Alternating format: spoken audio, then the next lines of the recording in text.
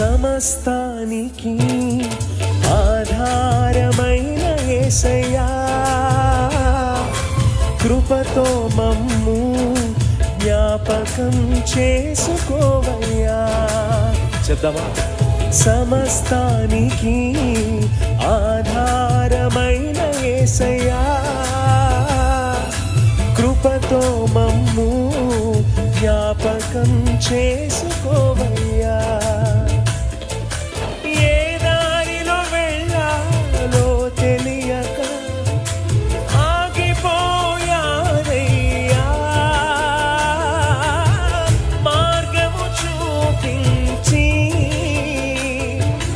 కరుణతో నడిపించు యేసయ్యా. సమస్తానికి ఆధారమైన యేసయ్యా,